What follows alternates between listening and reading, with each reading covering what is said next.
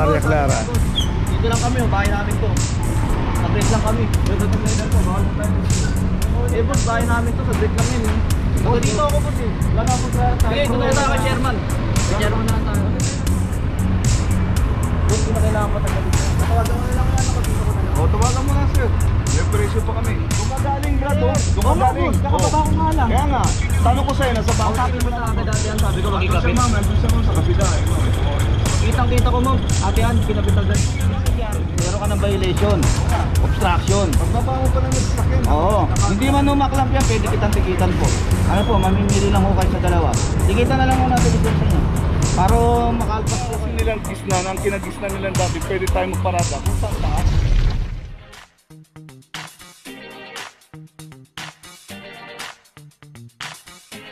Rapadyo TV!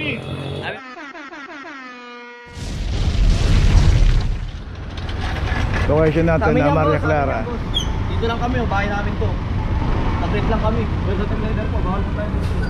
Eh boss, bahay namin to, sa-break lang yan eh. Dito ako boss eh. Wala na akong tayo. Sige, ito na tayo kay chairman. Kay chairman na tayo. Huwag niyo muna i-grab boss, hindi naman yung nag-drive eh. Wala pang limang minuto. Wala kang limang minuto yan dito boss. Nakalimutan po. Ito lang lang nga boss. 23, 24. Yun nga raw, tapat nga raw nila yun. At sabi niya, doon tayo kay chairman. Anong location to, Pops? Ano, Maria Clara. Maria Clara? Oo.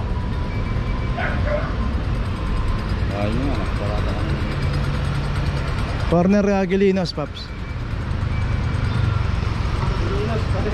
Tayo nito, 24.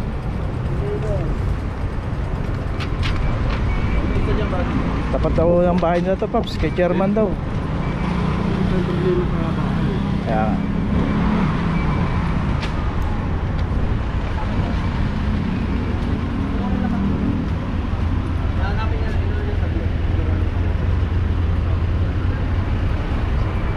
Boss, hindi na kailangan patagalin na. Natawagan mo na lang yan, nakapito ko na lang. O, tawagan mo na sir. May presyo pa kami. ayun, may tatawagan daw. Dito pa yung driver ko, dito pa yung Ba't hindi na boss, nagtutupit lang kami. Dito pa ako boss, dito pa lang kami. Ito lang ako. Kakalapos ko nga lang boss, kasi nga may kukunin na ako.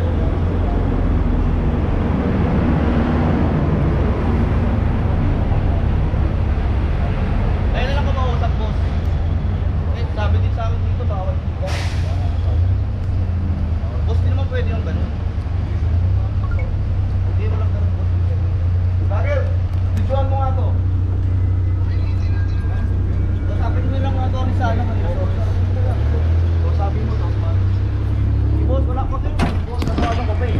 May presyo kami sir. Kahit na boss, natawagan ko pa. Bagel, dituan mo nga to. Sige, sige, sige. Hindi ako nakaharap boss.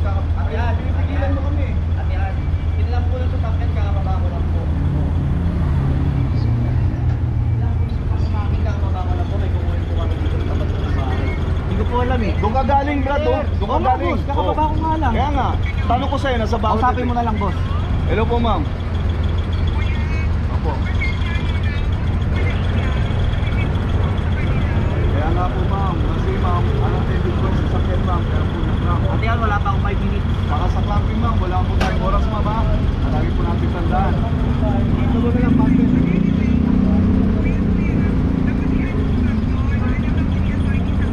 Opo ma'am.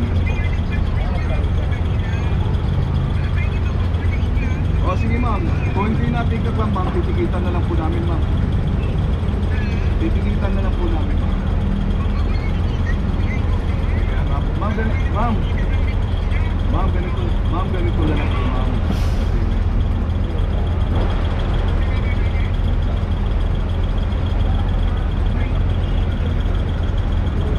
Kaya ma'am,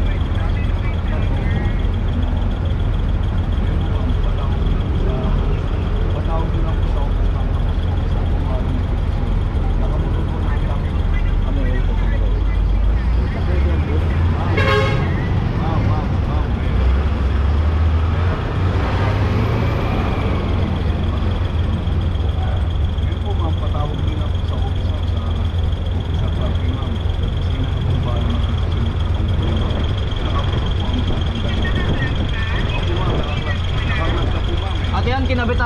yan, sabi ko Andun siya magkikapit. ma'am, andun siya ma'am sa kabila eh ma'am. Oo, sa kabila. Kitang-kita ko ma'am, ate yan, kinapit agad. Ang sinungaling. Lagi ka. Andito nga ako, kakababa ko nga lang eh. Saan ba yung sakyan mo nandun? Kaya nga, kakababa ko nga lang, paano gagawin natin? Ba't kayo kakrap, andito yung driver?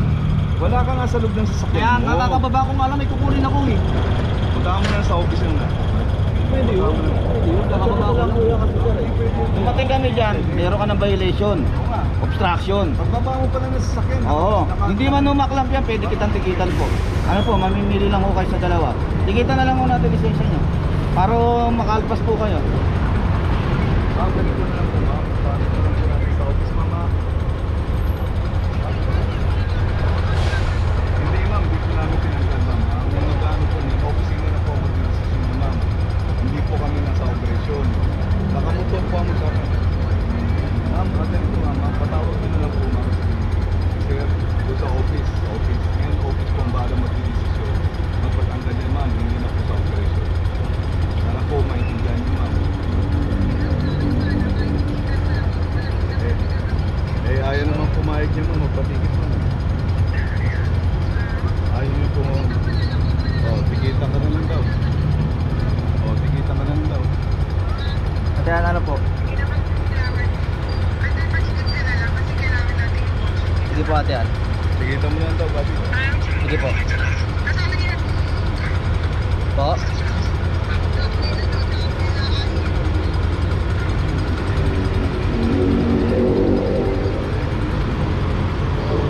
So yun, dito yung tinawagan niya, ayun, pinausap naman ng team leader, titikitan na lang daw dito. So pagka tinikitan po yun, tatanggalin po yung clamp. So ito, antay lang po yung lisensya kung sakaling magpapatikit. Ano yun?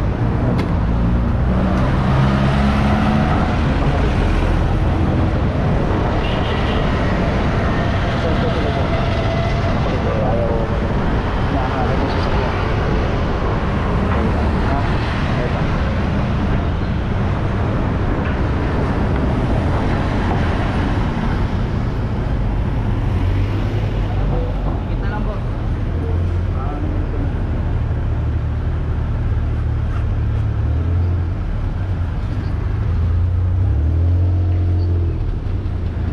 Tikit.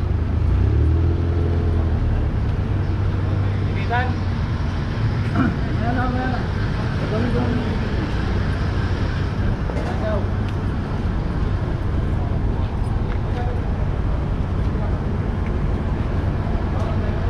Ano yung bago? Bago na to, single ticket yung tayo. So ito yung ginagamit ngayon na panikit, yung single ticketing. So yung dating ini-issue na ticket na galing sa LGU, napalitan na po ng bagong ticket.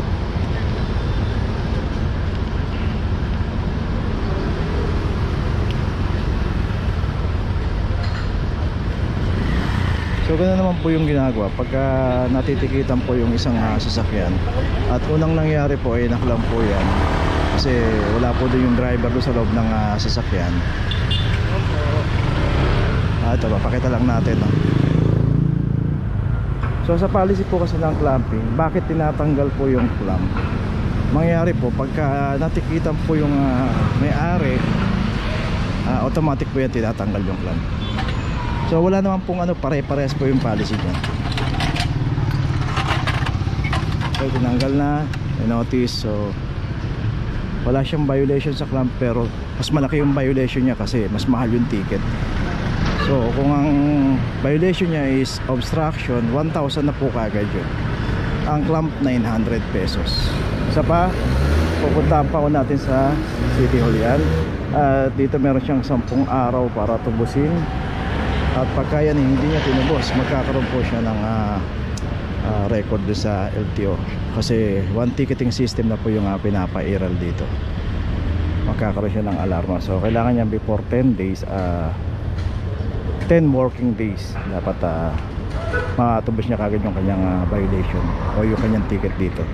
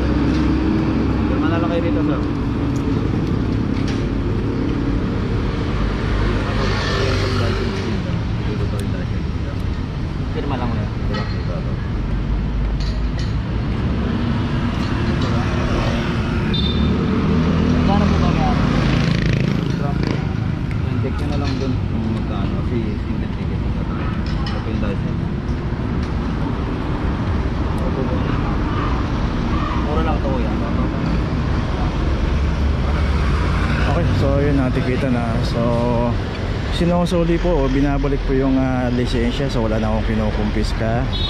Pero ayan, dapat matapos niya yung kanyang violation. Either na dito na ngayon tayo sa opisina ng clamping sa impounding dito sa Central. Dito na po nagtatapos ang ating vlog. Maraming salamat po sa mga subscriber, sa mga viewers, sa mga napadaan po sa ating channel. Maraming salamat po sa mga suporta nyo. Sa mga hindi pa po nakakapag-subscribe, subscribe na po tayo mga kabayan. Maraming salamat po. Mabuhay!